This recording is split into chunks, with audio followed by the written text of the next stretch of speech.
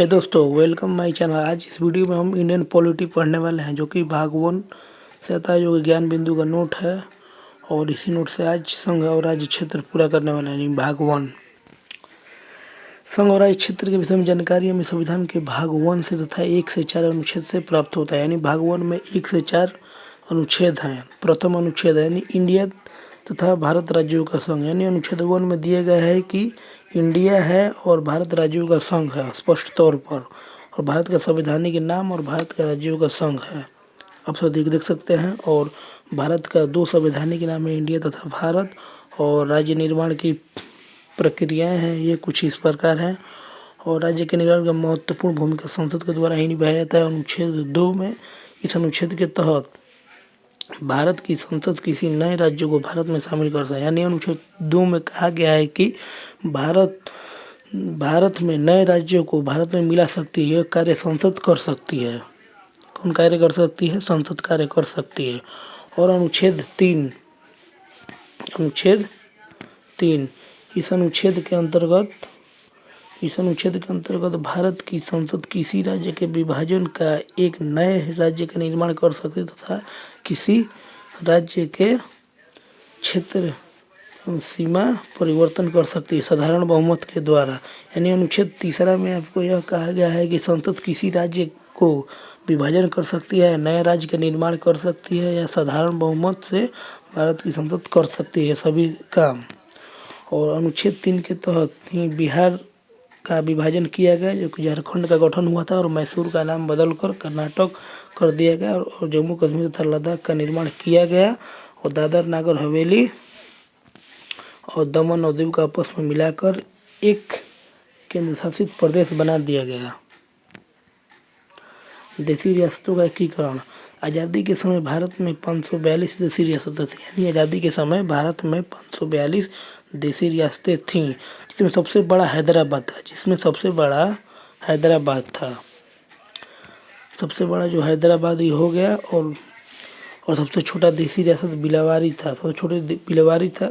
देशी रियासत को भारत में मिलाने के उद्देश्य से सरदार वल्लभ भाई पटेल नेतृत्व में देशी रियासत मंत्रालय का गठन किया गया। सरदार पटेल ने 542 देशी रियासतों से 539 देशी रियासतों को भारत राज्यों को सौंपा। यानी सरदार पटेल ने 542 देशी रियासतों में से 539 को भारत में मिला दिए। और सरदार पटेल ने इस काम को सहयोग में बीपी मेनन दिए और लॉर्ड माउंटबेटन ने दिए।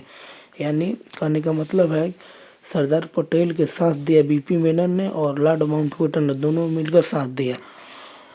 और भारत को राजनीतिक तथा भौगोलिक तौर पर एक सूत्र में बांधने का श्रेय सरदार पटेल को दिया जाता है। यानी भारत को भौगोलिक तौर पर बांधने का श्रेय सरदार पटेल को ही दिया गया, जिस कारण पटेल को भारत का बिस्मार्क कहा। और क्वेश्चन आ जाए कि पूछेगा भारत का बिस्मार्क किसे कहा जाता है, तो इसे पटेल को बोला जाता है, भारत का बिस्मार्क। और सरदार पटेल का जन्म 31 अक्टूबर को हुआ था। सरदार पटेल का जन्म 31 अक्टूबर को हुआ था। और इसके साथ साथ ही जर्मनी का एकीकरण 1871 ईस्वी में किया गया था। और सरदार पटेल के जन्म पर एकता दिवस मनाया जाता है। और अब आते हैं जम्मू कश्मीर को देखते हैं। अब हम जम्मू कश्मीर को देखते हैं।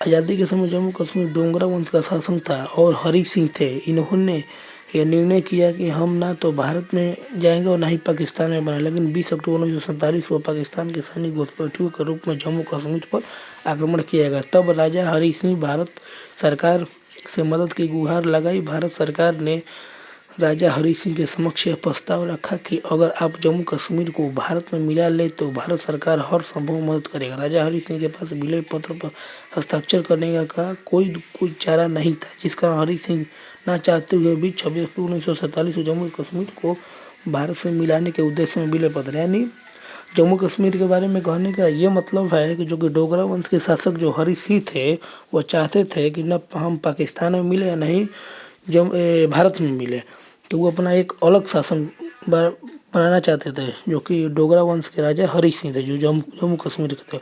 जब उस पर पाकिस्तान ने हमला किया तब वह डर गए। डरने के बाद फिर भारत में आने की चेष्टा की है। और इसके बाद हम जूनागढ़ देखेंगे। यह देशी रियासत वर्तमान समय में गुजरात में स्थित है। यानी जूनागढ़ गुजरात में स्थित है। जनमत संग्रह द्वारा फरवरी 1948 को भारत में मिला लिया गया। यह एक ऐसा देसी रियासत है जिसके शासक से जूनागढ़ को पाकिस्तान में मिलाने की घोषणा कर दी, लेकिन इसके बावजूद इसे भारत में शामिल किया गया। यानी जूनागढ़ को भारत में शामिल किया गया जनमत संग्रह के द्वारा, जो फरवरी 1948 को गुजरात में अभी स्थित है। अब देखते हैं हैदराबाद। आज़ादी के समय सबसे बड़ा देसी रियासत हैदराबाद था। इस देसी रियासत ने 1 वर्ष तक यथा स्थिति बनाए रखने की संधि पर भारत सरकार के साथ समझौता किया। इस देसी रियासत को सरदार पटेल के दिशा निर्देशानुसार सैनिक या पुलिस कार्रवाई के तहत ऑपरेशन पोलो के तहत सितंबर 1948 में भारत में मिलाया गया। यानी हैदराबाद एक ऐसा देसी रियासत था जो कि भारत में जितना भी देसी रियासत थे उसमें से सबसे प्रथम यह स्थान था हैदराबाद का, जो कि पुलिस कार्यवाही द्वारा भारत में मिला लिया गया, जो कि ऑपरेशन पोलो चलाया गया इस पर 1948 में सितंबर। अब देखते हैं राज्यों का पुनर्गठन यानी धर आयोग। अब देखते हैं धर आयोग। संविधान सभा के अध्यक्ष डॉक्टर राजेंद्र प्रसाद ने इलाहाबाद उच्च न्यायालय के अवकाश प्राप्त न्यायाधीश इसके धर की अध्यक्षता में जून 1948 में एक 4 सदस्यीय आयोग गठित किया, जिसका काम राज्यों का पुनर्गठन हेतु सिफारिश करने था। राज्यों का गठन भाषाई आधार पर हो या प्रशासनिक आधार पर, धर आयोग ने अपनी रिपोर्ट दिसंबर 1948 में प्रस्तुत किया। कहा कि राज्यों का पुनर्गठन प्रशासनिक आधार पर होना चाहिए। यानी धर आयोग यानी पूरा नाम इसके धर आयोग है, जो कि संविधान सभा में डॉक्टर राजेंद्र प्रसाद इलाहाबाद उच्च न्यायालय में अवकाश प्रथम न्यायाधीश इसके धर के अध्यक्षता में की गई थी, जो कि 1948 ईस्वी में हो गई। इसमें से 4 सदस्यीय आयोग का गठन किया गया था। यह रिपोर्ट दिसंबर 1948 में प्राप्त किया गया था। और इसके बाद जेवीपी समिति हम देखते हैं। इसके बाद हम जेवीपी समिति देखते हैं।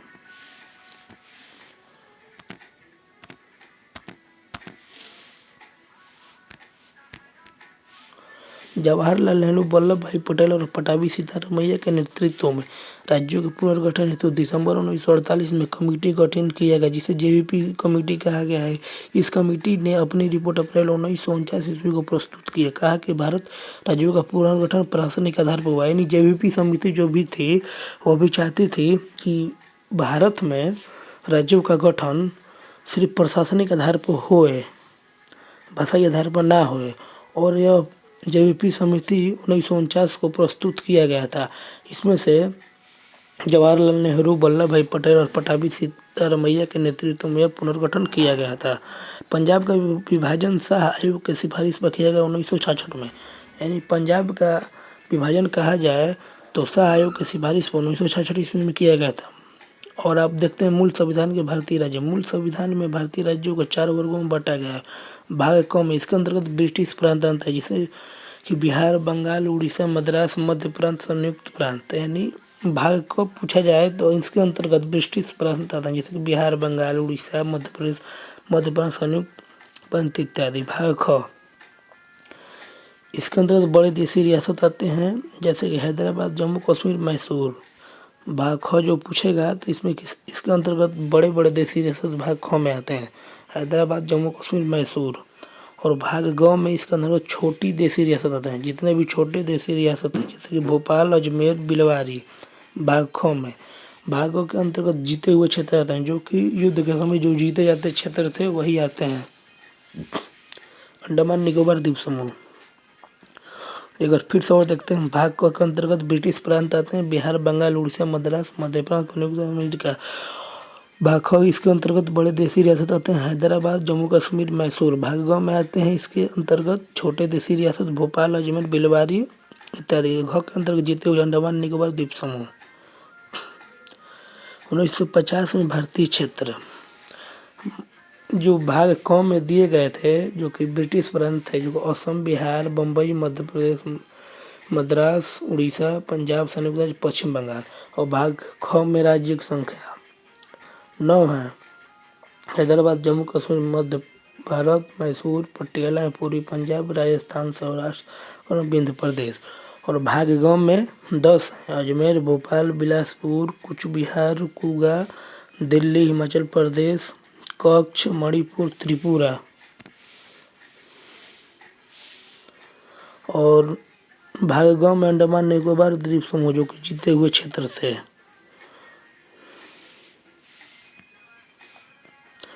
1956 में भारतीय क्षेत्र।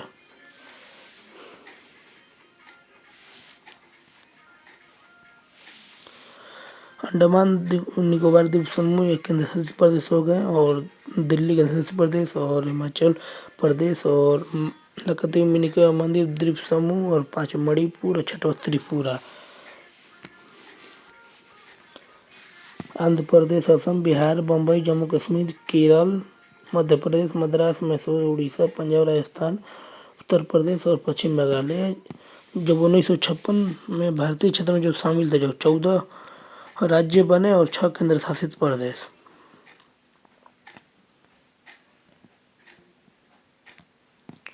भाषाई आधार पर गठित प्रथम राज्य आंध्र प्रदेश है। अब जब भी क्वेश्चन में आए, अगर भाषाई के आधार पर क्वेश्चन पूछे तो भाषाई के आधार पर प्रथम राज्य आंध्र प्रदेश था, जो 1953 पर गठित हुआ था। फजल अली आयोग।